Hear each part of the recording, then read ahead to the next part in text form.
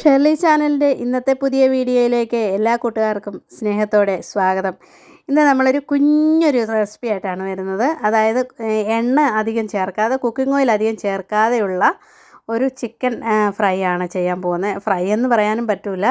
അപ്പോൾ ചെറുതായിട്ട് എണ്ണയിലിട്ട് നമുക്ക് റെഡിയാക്കി എടുക്കാം. അപ്പോൾ ഇത് ഞാൻ അതിനായിട്ട് കുറച്ച് ചിക്കൻ എടുത്ത് ഇഞ്ചി വെളുത്തുള്ളി പേസ്റ്റ്, മഞ്ഞൾപ്പൊടി, മുളക് പൊടി, അല്പം മല്ലിപ്പൊടി, നാരങ്ങാനീര്, ഉപ്പ്, അല്പം കുരുമുളക് പൊടിയൊക്കെ ചേർത്ത് ഞാൻ നേരത്തെ മാറിനേറ്റ് ചെയ്ത് വെച്ചിട്ടുണ്ടായിരുന്നു.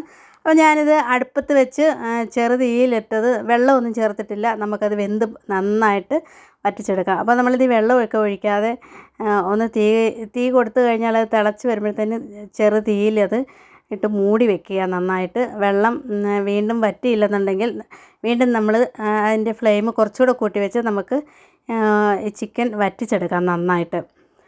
ഇങ്ങനെ വറ്റിച്ചെടുക്കുന്ന ചിക്കന് കുഞ്ഞുങ്ങൾക്കൊക്കെ ആണെങ്കിലും ചോറിനകത്തൊക്കെ പൊടിച്ചിട്ട് കൊടുക്കാനായിട്ട് നല്ലതാണ്.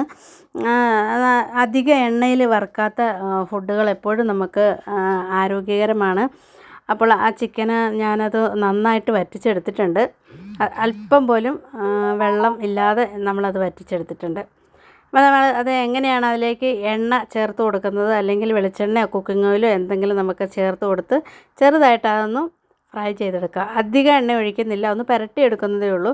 അപ്പോൾ ഞാനത് 4 വശത്തേക്ക് ഒന്ന് മാറ്റി വെച്ചിട്ട് അതിൻ്റെ ശേഷം നടുക്കൊരു 1/2 ടേബിൾ സ്പൂൺ വെളിച്ചെണ്ണ ഒഴിച്ച് കൊടുത്തിട്ടുണ്ട്. അപ്പോൾ നമുക്ക് ആ വെളിച്ചെണ്ണയിലിട്ട് തന്നെ, നമുക്ക് വേറെ ചീനിച്ചട്ടിയിലാണെങ്കിൽ ഇത് മാറ്റിയിട്ട് ചെയ്യാവുന്നതാണ്. ഞാനിപ്പോൾ ഇതിലേക്ക് തന്നെ ഇട്ട് എണ്ണ ഒഴിച്ച് അതൊന്ന് ഫ്രൈ ചെയ്തെടുക്കുകയാണ്. നല്ല ടേസ്റ്റും ആയിരിക്കും, മസാലകളൊക്കെ പിടിച്ചിട്ടുണ്ടാകും, നല്ല സോഫ്റ്റും ആയിരിക്കും.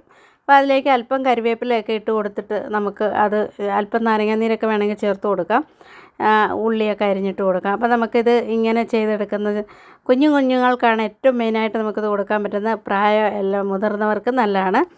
അപ്പോൾ നമ്മളുടെ പുതിയ വീഡിയോയുമായിട്ട് വീണ്ടും വരാം. ഈ വീഡിയോ എല്ലാവർക്കും ഇഷ്ടപ്പെട്ടു എന്ന് കരുതുന്നു.